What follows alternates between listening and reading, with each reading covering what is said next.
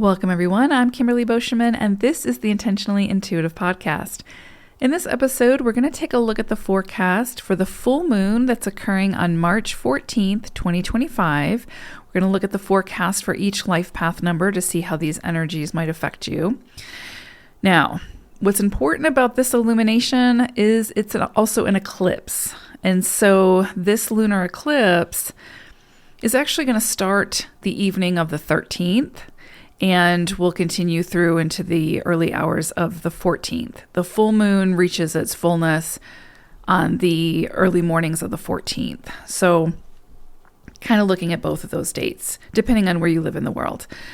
Now, this lunar eclipse, we're already in eclipse season. So at the time of this recording, which is on the 5th of March, we're already heavy into this. We're feeling these energies. And so it's, of course, going to be at its point of culmination on the 14th.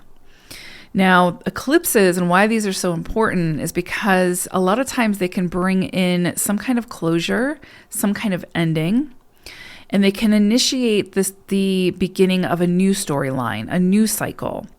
And a lot of times we won't see what sort of is in store or what this energy is bringing about fully until several months down the road. And so again, where this might be the point of initiation or the point of culmination, depending on the situation, we might not see the full effects of this eclipse until 3 to 6 months down the road, sometimes even beyond that into the next year. So it's a storyline that is continuing to unfold, continuing to open. However, around the point of this illumination and this eclipse, we should have a pretty good idea of what that storyline is going to be. And that's what we'll kind of look at today to see what the point is, the point of your awareness, where that needs to be around this eclipse. Okay, before we get into the forecast for the life path numbers, this is a general forecast. If you would like your own personal numerology reading, I would love to work with you. You can book some time with me. My information is in the description box below. All right, let's take a look.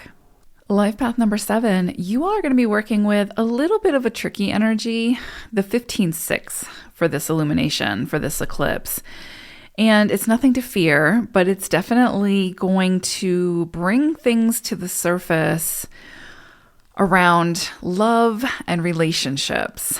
And when we have the dynamic of the 15 and the 6, what we're really being asked to look at are the things that are the expectations, the conditions, the things that create barriers to us truly stepping into the vibration of unconditional love.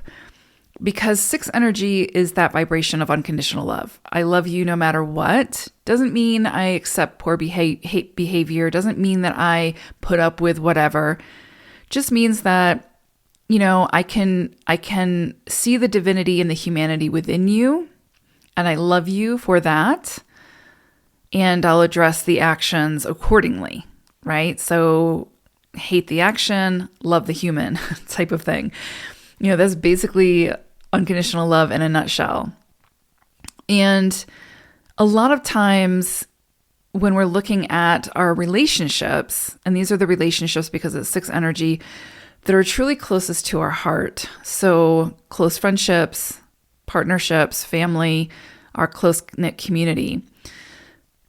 In these areas, especially during the time of an eclipse, we're being asked to look at where it is that we show up to those connections or where we allow others to show up to us within those connections with conditions, with expectations. And we're all guilty of this, right? This is something that is human nature. We've been conditioned to show up with expectations and conditions to our relationships and in love. It's just the way that it's been, that we've been sort of trained to do it.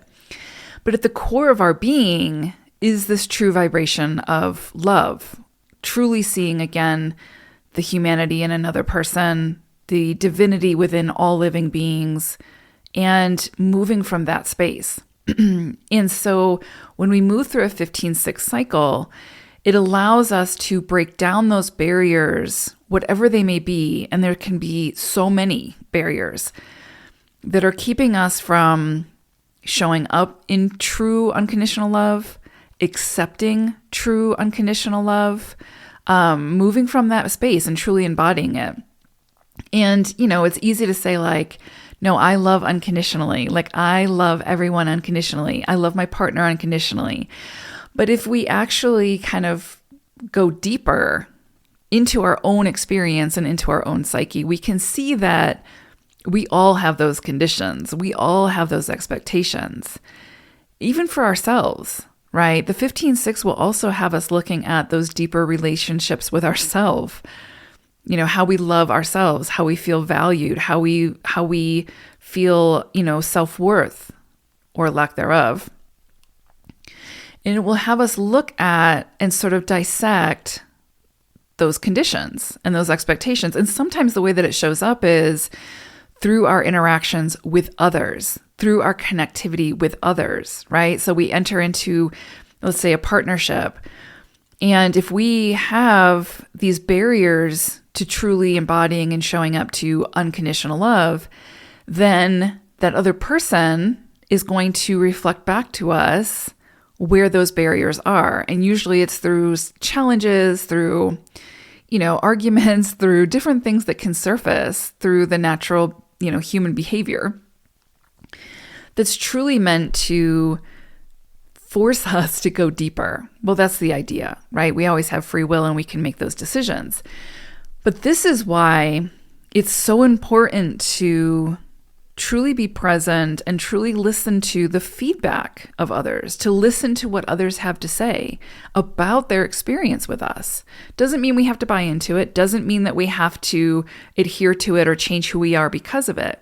Just means that a lot of times, especially when it comes to these deeper barriers that we may have to love, to accepting love, to receiving love, all these things, sometimes we have blinders on and we can't really see those barriers. We can't see that we are creating those barriers, that we are the ones responsible for deconstructing those barriers. But our interactions with others, especially people who we feel comfortable with and vulnerable with and close to, when they're honest with us about their experience with us, and sometimes that honesty can be really hard to digest and hear, but when they're honest with us, it's our responsibility to listen, to be present, and to hear what they have to say. Because it's through that feedback that we can often recognize the barriers that we've put in place to receiving that love, to showing up as worthy. Because if someone is showing up in love to us, and let's assume for this case that it's unconditional, if we're not accepting of that, then there's barriers that we have in place to it, right? And people will say, oh, well, of course we accept love. Do we though? Like there's, a lot of times when someone is showing up in love, true love, not like conditional, expectant love, that can trigger that deep wounding within us that says we're not worthy of this, we don't deserve this, this is, there's a hidden motive, there's et cetera, et cetera. And so what we end up doing is we sabotage those connections because we don't feel worthy, right? We don't feel worthy of receiving that love. And if you think back to situations or relationships where, we were called to be vulnerable, we were called to be, accepting, all these things, and we sabotage that in some way because we didn't feel worthy, this is that 15-6 at play. This is trying to show us where it is that, we might want those loving connections with our whole being. But oftentimes, and this goes into the psychology of it, a lot of times there are barriers because of past trauma, pain, experiences where we build those walls. And the minute that someone tries to come through those walls with true unconditional love, we sabotage it in some way. And so this 15-6 is really kind of showing us where that is. We can listen or we don't have to listen, and we'll just continue to repeat the patterns in our relationships. And that's where we'll see this show up.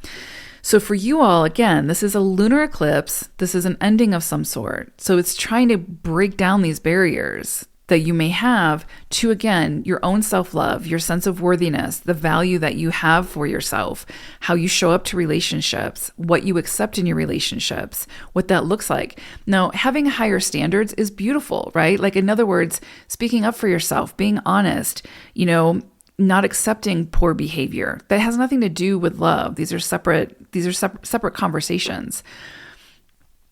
But there's something deeper to look at, and only we can do that work, right? And the 15-6 reminds us of that. And it doesn't just have to be around relationships, although the 6 energy usually brings it into the home life, deeper relationships, the energy of love, you know what I'm saying? So, or truth or honesty. So somewhere in some area of your life, there is likely these barriers. There's likely these situations that you play a role in, and they need to be modified in some way. And that's what this energy is going to try to show you. But it doesn't just have to be about love. It can also be around finances. It can be around your belief systems, your values. Again, that self-sabotaging behavior. The 15 brings the restriction. It brings the barriers. It brings like in tarot, it's depicted by the devil card. So it's these two figures that are bound together, right? It's basically conditional love. It's what it represents. These two people who are bound together by chains, but those chains are actually pretty loose and they could just pull them off, right? And so it's kind of like, what conditions, what barriers are keeping you from everything it is that you truly want in life? And it doesn't just have to be about love. It can be about any area of your life where there are barriers or restrictions that look like they're there, but they're not really there. It's just an illusion. But the fact that this is happening around an eclipse means that this is the potential ending to some kind of barrier, some kind of cycle that's been really holding you back or restricting you. And that's likely going to fall away, and it will start a new storyline, a new conversation, a new opportunity to, again, continue to break those barriers, break free from those chains that don't bind you, but you think they do, and step into something more fulfilling, something much more loving, something much more truthful, something much more honest. So a lot here over the next, I would say 6 months to a year for you all around relationships. And again, it's not just about the other person. It's not about how the other person shows up. It really doesn't have anything to do with the other person, because ultimately it comes down to us. And if we're in a situation where we're being met with, we're with a partner who's just constantly giving us conditions and expectations and, just creating those barriers, it still really doesn't have much to do with the other person, because we have the ability to make the decisions to move in a better direction for ourselves, right? To show up in love for ourselves and love for the other person by removing ourselves from that situation until it can become more healthy, or having those deeper conversations and getting to the truth of the situation, listening to the feedback, et cetera, et cetera, et cetera. So a lot here for you sevens for the next, I would say 6 months to a year around your relationships, your relationship to yourself, with others, your beliefs in the world, your value, all of the things could be coming up. And this could be a very, very sensitive period. So just be aware of that. Just be gentle with yourself, try not to be reactionary, try to be really receptive and open to what the universe is trying to show you, what your higher self is trying to show you, because it's not punitive. It's actually helping you to move in a direction that's really healthy. And also for some of you, this could be a time where you meet someone who has something to show you, a soul contract in a relationship form, friend, long lost family member, partner, who has something soul to soul to teach you, just as you'll have to teach them as well, but something to teach you about love, truth, honesty, that only you would learn through your experience with this person. So in essence, they become some kind of a teacher on the soul level. very very profound energy that you all are working with for this eclipse, sevens. But it's what you choose to do with it. But that's the thing. Sevens are very deep by nature. So this is an opportunity to go really, really deep within yourself, within your connections. Get to the truth of it. Because rarely is that truth at surface level. You've got to go deeper. So powerful energy. Hope it's a great one. Be good to yourself. Take care. Bye for now.